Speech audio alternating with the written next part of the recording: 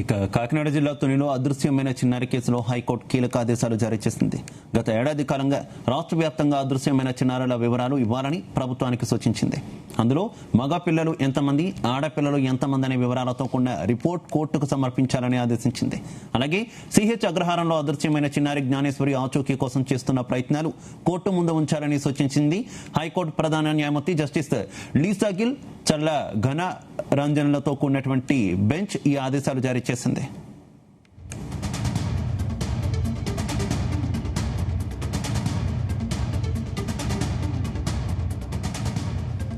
ఇక చిన్నారి జ్ఞానేశ్వరి అదృశ్యమై 2.5 నెలలు గడుస్తున్న ఆచూకీ దొరకకపోవడంతో తల్లిదండ్రులు ఆందోళన చెందుతున్నారు. హైకోర్టు ఆదేశాలతో ఆయన చిన్నారి ఆచూకీ లభిస్తుందని ఆశాభావం వ్యక్తం చేస్తున్నారు. దీంతో ఇప్పటివరకు చిన్నారి ఆచూకీ లభించకపోవడంతో పోలీసులు మాత్రం తలలు పట్టుకుంటున్నారు.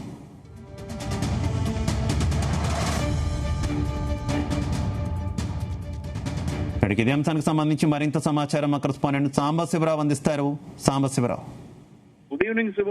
కాకినాడ జిల్లా తుని మండలం దొండవగ్గ పంచాయతీ శివారు చిక్కుళ్ళ అగ్రహారానికి చెందిన 2.5 ఏళ్ల చిన్నారి జ్ఞానేశ్వరి ఈ ఏడాది జూన్ 6వ తేదీన అదృశ్యమైంది. అప్పటి నుంచి పోలీసులు గాలింపు చర్యలు చేపట్టారు. ఎలాంటి ఆచూకీ లభించలేదు. ఈ నేపథ్యంలో కాకినాడ జిల్లా సామర్లకోట మండలం పనసపాడుకు చెందిన జి శ్రీకాంత్ అనే న్యాయవాది ఈ అమ్మాయి ఆచూకీ కోసం గతంలోనే హైకోర్టులో కేసు వేయడం జరిగింది.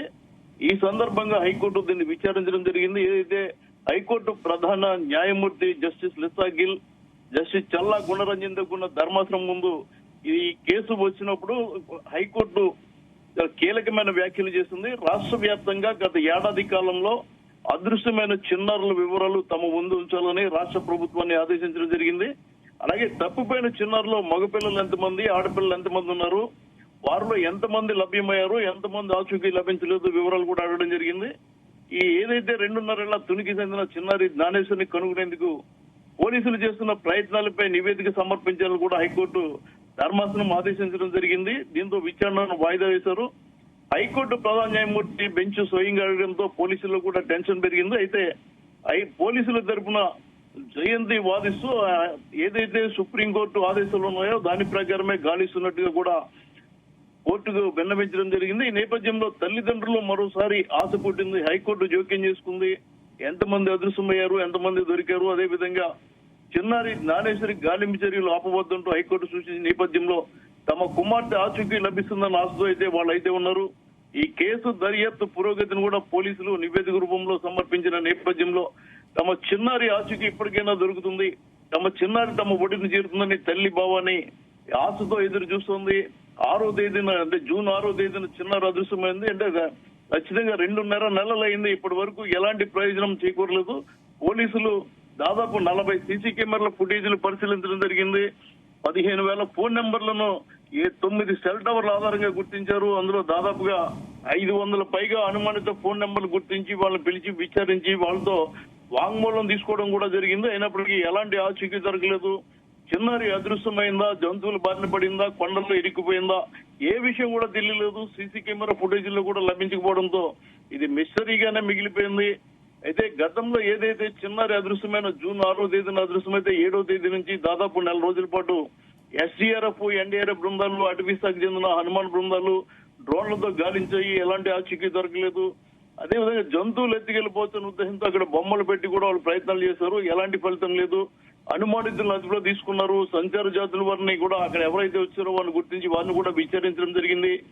అలాగే కొంతమంది అక్కడ జీడిపెక్కలు ఏరుకునేందుకు వచ్చిన వారిని కూడా గుర్తించారు. పిఠాపురం, పోలవరం తదితర ప్రాంతాలలో వారిని కూడా పిలిచి విచారించారు. కానీ ఎలాంటి ఆచూకీ కనీసం క్లూ కూడా దొరకలేదు. చిన్నారి సజీవంగా ఉందా, ఎవరైనా ఎత్తుకుపోయారన్నది కూడా తెలియడం లేదు.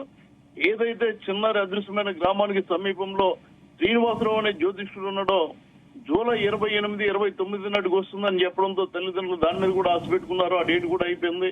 అప్పుడే ఆగస్టు 28 కూడా దగ్గరలో వస్తుంది. నేపథ్యంలో చిన్నారిని మర్చిపోలేక తల్లిదండ్రులు ఒక కుక్కను పెంచుకుని దానికి జాను అని ఏదైతే చిన్నారి జ్ఞానేశ్వరుని ఇంటి దగ్గర జాను అని పిలుస్తారో అదే పేరు పెట్టుకుని ఆ చిన్నారిని మర్చిపోయే ప్రయత్నాలు అయితే చేస్తున్నారు. ఈ నేపథ్యంలో హైకోర్టులో ఈ కేసు రావడం, హైకోర్టు దీనిపై సీరియస్ గా స్పందించడం, దీని మీద నివేదిక కోరడం, అదేవిధంగా కేవలం చిన్నారి జ్ఞానేశ్వరునే కాకుండా రాష్ట్ర వ్యాప్తంగా చిన్నారులు ఎంతమంది అదృశ్యమయ్యారు, ఎంతమంది తిరిగి వచ్చారు, ఎందుకు లభ్యం కాలేదు తదితర పూర్తి వివరాలు కూడా కొన్ని నేపథ్యంలో పోలీసులపై టెన్షన్ పెరిగిందని చెప్పాలి. ఎందుకంటే పవన్ కళ్యాణ్ ఉప ముఖ్యమంత్రి కూడా ఈ ఇష్యూలో సీరియస్ గా ఉన్నారు.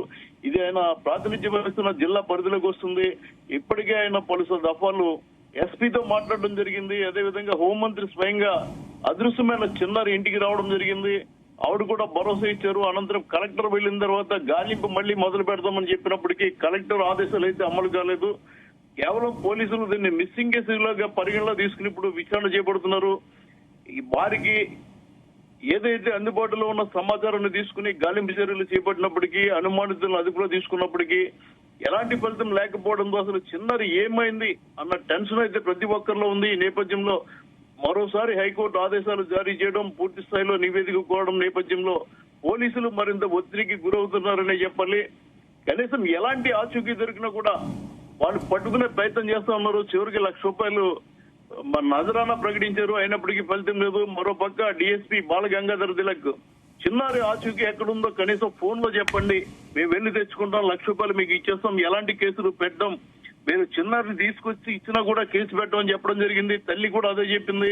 మా చిన్నారిని మాకు అప్పగించండి, మేము ఎలాంటి కేసులు పెట్టడం, పోలీసులు ఇచ్చే ₹1,00,000 అవార్డు మీరు తీసుకున్నానే వాళ్ళు విజ్ఞప్తి చేస్తున్నప్పటికీ కూడా ఎలాంటి ఫలితం లేదు. దీంతో అలా చిన్నారి సంగా ఉందన్న అనుమానాలు కూడా వస్తున్నాయి. మరోపక్క తమ చిన్నారి ఖచ్చితంగా క్షేమంగానే ఉంది, ఎవరో తీసుకెళ్లిపోయారు, వాళ్లే తీసుకొచ్చి అప్పగిస్తారని ఆశ మాత్రం తల్లిదండ్రులు వ్యక్తం చేస్తున్నారు. Shiva, right, okay, thank you.